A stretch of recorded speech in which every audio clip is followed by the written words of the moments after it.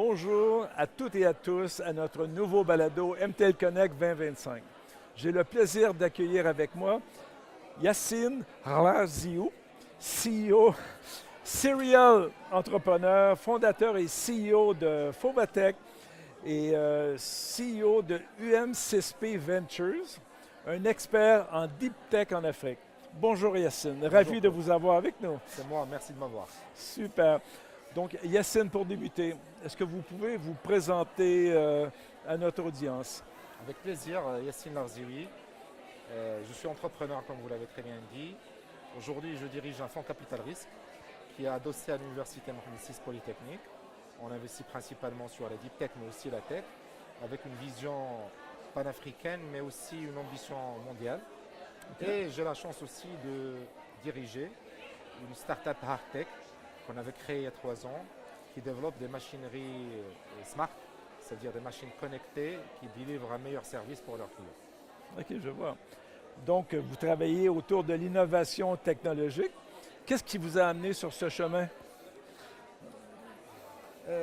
Écoutez, l'innovation, c'est une façon de vivre. Et quand on parle d'entrepreneur, ce n'est pas nécessairement le fait de créer une start-up ou une entreprise innovante. C'est aussi la façon avec laquelle on vit le day-to-day. Même si on est employé, même dans la maison, un entrepreneur, c'est un entrepreneur. Donc ça a été toujours le cas pour moi. J'ai commencé ma carrière d'entrepreneur quand j'avais 19 ans. On avait créé dans le temps une start-up digitale qui développait un service de digitalisation des shops sur net. Et après une start-up industrielle. Et donc c'est là où j'ai appris les bases et les principes de l'entrepreneuriat. Résilience, vision, difficulté aussi pour gérer la trésorerie, aussi difficulté pour convaincre les clients. J'ai compris en fait le principe du product market fit, où c'est ton client qui décide si ta startup va réussir ou pas, c'est pas toi. Ouais. Et ça c'est important. Et donc par la suite, j'ai eu le privilège de commencer une carrière en France avant de revenir au Maroc, où j'ai travaillé dans un groupe et qui a commencé une transformation très profonde de la façon avec laquelle il gérait ses activités. Et c'est là où je suis devenu entrepreneur corporate. Ça veut dire j'ai créé, j'innovais au sein d'une entreprise qui est grande, mais aussi qui a une ambition de devenir très agile et de transformer son secteur. Et en 2018-2019, j'ai décidé aussi de m'intéresser à l'investissement. Donc je suis devenu un investisseur à partir de 2020, après un séjour aux US, à la Silicon Valley, où j'ai senti que l'Afrique va devenir la prochaine destination des fonds capital risque mondiaux et où j'ai commencé à anticiper l'impact qu'aura l'Afrique à travers ces startups, ces entrepreneurs et l'investissement en capital risque. Donc j'ai décidé d'apprendre c'est quoi un investissement en fonds capital risque, c'est-à-dire une prise de risque dans un jeune, un entrepreneur qui a une idée, qui a un pitch deck, qui a une ambition et pourtant on croit en lui. J'ai appris ça, en tout cas, de la bonne manière, de chez les gourous de l'investissement. Et j'ai décidé de revenir en Afrique.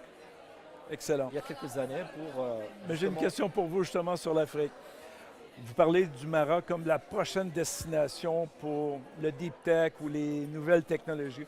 Qu'est-ce qui fait que le Maroc a ce regain de dynamisme qui est à l'ouverture, est ouvert à accueillir les startups ou même les développer localement? Il y en a plusieurs. Il y a des facteurs, on va dire, externes. Il y a des facteurs internes liés à l'écosystème marocain lui-même. Commençons peut-être par les facteurs externes. Donc aujourd'hui, comme vous le savez, le monde est en train de changer d'une manière très structurelle. Je pense même avant le Covid, mais après le Covid, ça a commencé à accélérer. Donc aujourd'hui, en tout cas, le savoir-faire s'est démocratisé. Et en fait, on a vu les frontières s'effacer et le monde s'aplatir quand il s'agit de technologies innovantes. Avant, pour apprendre à développer, il fallait être dans une école de coding. Ouais. Mais il y a quelques années, apprendre à coder peut se faire à partir de Kigali, de Casablanca, de Marrakech, avec les mêmes conditions, la même qualité que quelqu'un à San Francisco qui est en train d'apprendre à comment développer la prochaine solution tech qui va révolutionner le secteur. Donc il y a ce facteur-là on va dire, de l'accès au savoir qui s'est nettement Oui. démocratisé. Deuxième élément externe, c'est l'IA. L'intelligence artificielle a fait en sorte que l'Afrique aujourd'hui et le Maroc peut accélérer et peut avancer d'une manière un peu plus rapide. Il ne s'agit pas de rattraper aujourd'hui et d'accélérer pour rattraper la maturité, on va dire, de l'économie occidentale, mais l'IA a ouvert une brèche qui est celle de redéfinir une industrie. Donc il y a les big corporates, les startups aujourd'hui qui sont en train de se remettre en question, mais d'une manière fondamentale. On a les ERP qui sont en train de se rechallenger. On a aussi le e-commerce, le SaaS. Aujourd'hui, on parle d'une refonte très structurée du SaaS. Et l'Afrique doit profiter en tout cas de cette brèche pour redéfinir aussi la tech mondiale et la deep tech mondiale.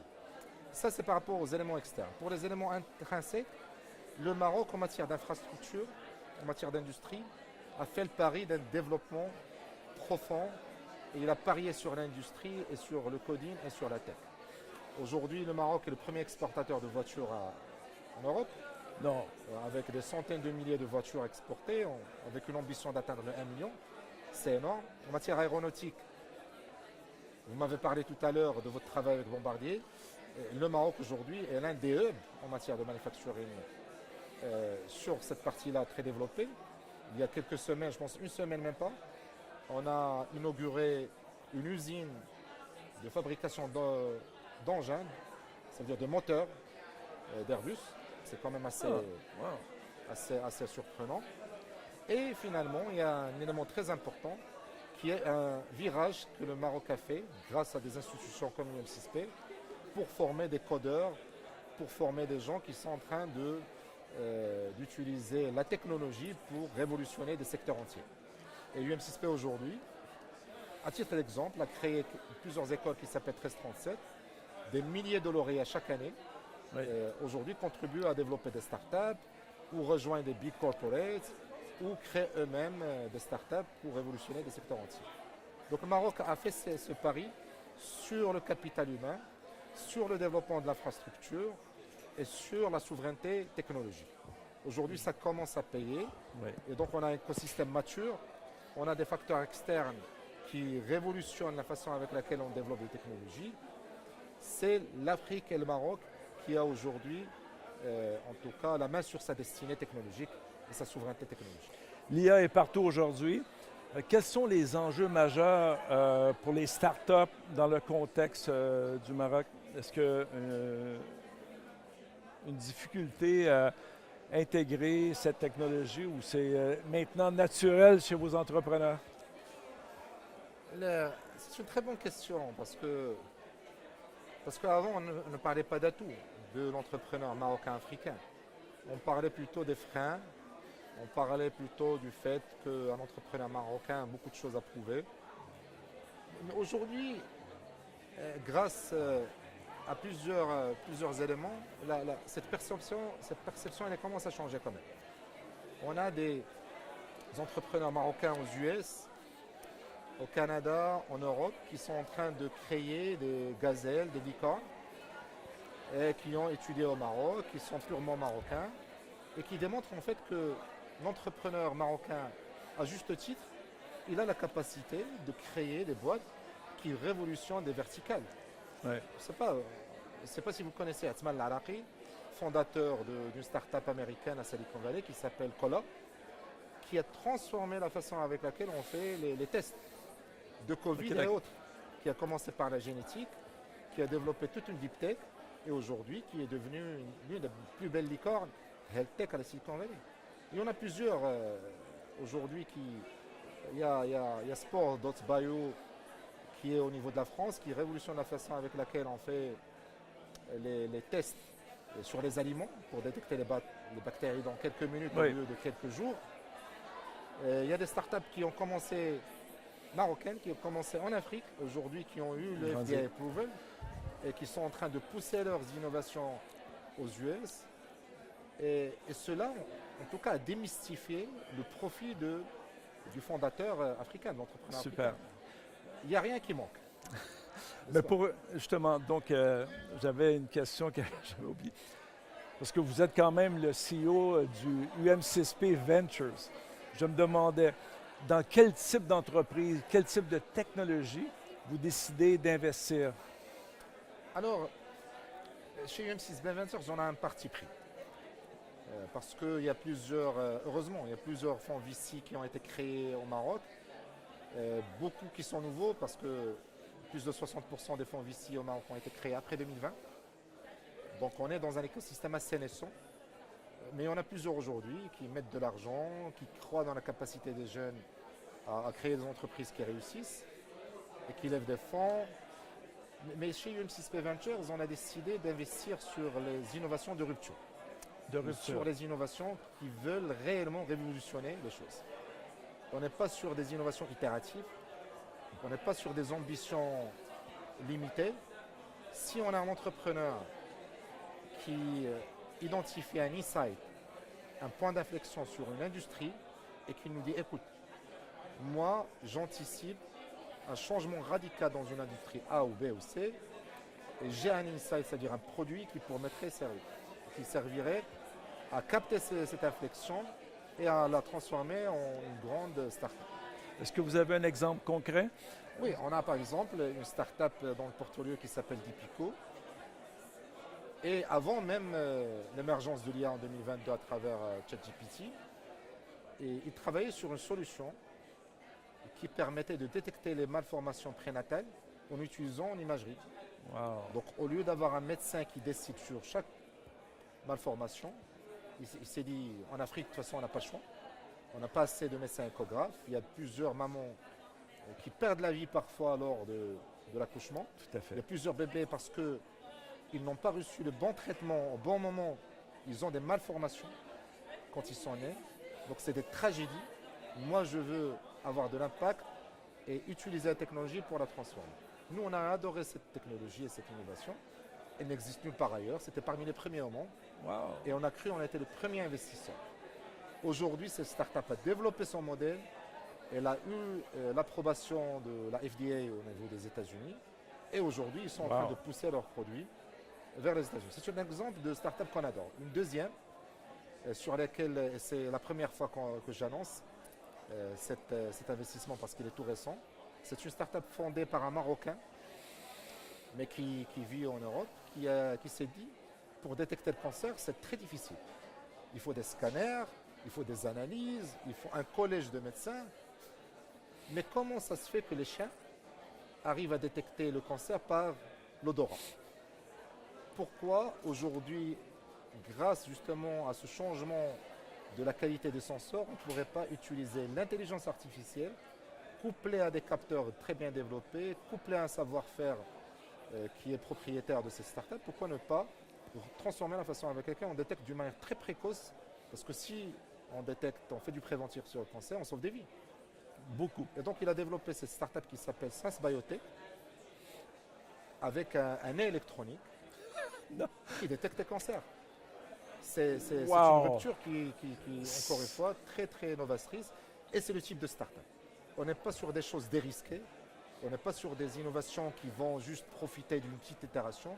On adore les entrepreneurs ambitieux qui disent que, écoutez, on a l'ambition de changer le monde parce que c'est les startups qui vont en tout cas changer cette perception d'une Afrique qui est consommatrice de technologies et qui n'est pas exploitatrice de savoir-faire.